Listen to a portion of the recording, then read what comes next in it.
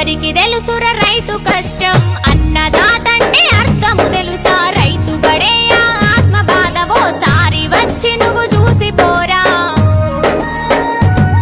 నీ వెనక ఉన్నా